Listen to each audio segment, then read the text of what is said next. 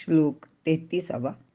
तस्मात् त्वमुत्तिष्ठ यशो लभस्व चित्वा शत्रून् भुङ्क्ष्व राज्यं समृद्धं मयैवैते निहताः पूर्वमेव निमित्तमात्रं भव सव्यसाचिन्.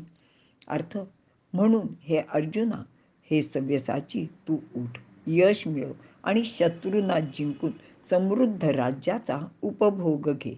मी यांना यापूर्वीच मारले आहे, म्हणून तू फक्त यांना मारणारा आता केवळ निमित्त मात्र हो. विवरण: येथे भगवंत अर्जुनाला सव्यसाचीन असे म्हणत आहे, कारण अर्जुन हा धनुर्विद्येत इतका निपुण होता की तो एका वेळी उजव्या व डाव्या हाताने धनुष्यावर बाण लावून सोडित असे, आणि अर्जुनाने आपले सर्व कौशल्य पणाला लावून युद्ध केले आणि त्यात यश प्राप्त करावे असे भगवान इथे त्याला सुचवित आहेत किंवा सांगत आहेत. अर्जुनाला भगवंत निमित्त मात्र होण्यास सांगत आहेत, कारण ज्यावेळी हे सर्व विराट स्वरूपाचे मुखात शिरताना अर्जुनाने पाहिले होते, अगदी त्याच वेळी या सर्व लोकांचे आयुष्य संपलेले आहे असे निश्चित झाले होते. माऊली म्हणतात, जेव्हा तुवा देखिले हे माझिया वदनी पडिले, तेव्हाची यांचे आयुष्य सरले, आता रीती सोपे. आता फक्त काही करायचंच उरलं नाही, आता हे अगदी सगळं सोपंच होऊन गेलं आहे. आता त्यांचे मरणाचे फक्त निमित्त अर्जुनाने व्हायला हवे. तसेही अर्जुनाने त्यांना मारले नाही, तरी ते मरणारच आहेत, यात कोणतीच शंका नाही. यापूर्वीही भगवंतांनी हा विचार दुसऱ्या अध्यायात अर्जुनाला सांगितला होता. तरी अर्जुना तू हे नेणसी, जरी तत्वता विचारिसी, तरी वधिता तू नभेसी आणि हे वध्य नवती.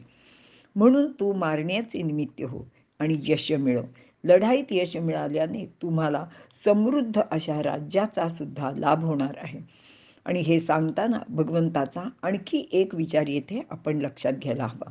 युद्धात शत्रूला मारण्याचे जसे निमित्त अर्जुन आहे, तसेच मिळणाऱ्या विजयाचे सुद्धा निमित्त मात्रच तो आहे.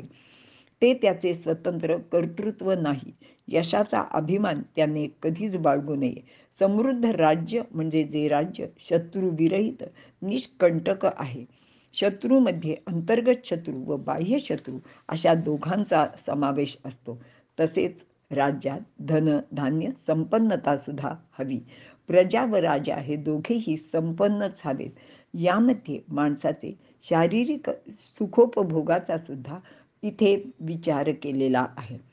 निमित्त मात्र.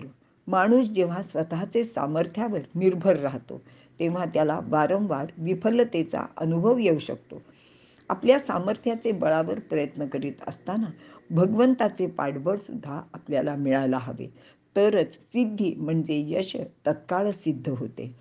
सामर्थ्य आहे चळवळीचे, जो जे करील त्याचे, परंतु तेथे भगवंताचे अधिष्ठान पाहिजे, असे समर्थांनी आपल्याला सांगितलेलं आहे.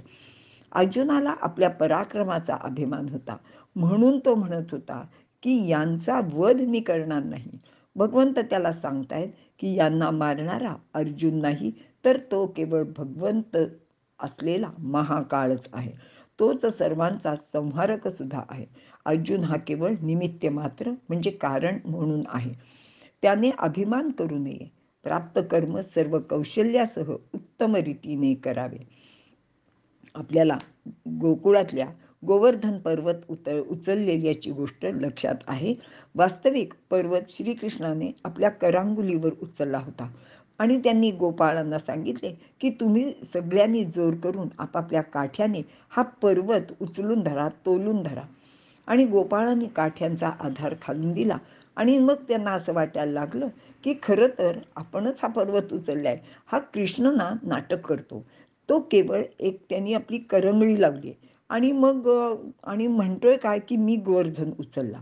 तर असा ह्या गोपाळांचा अभिमान लक्षात घेतला आणि भगवंताने आपली करंगळी अगदी थोडीशी खाली केली आणि पर्वत खाली यायला लागला.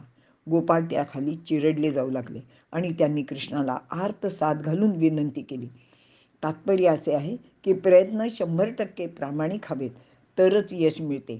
पण यशाचा अभिमान माणसाने धरू नये, कारण ते भगवंताचे कृपेने मिळत असते. हाच निमित्त मात्र या शब्दाचा अर्थ आहे. तो आपण सर्वांनी लक्षात घेऊया. इथे आपण थांबूया.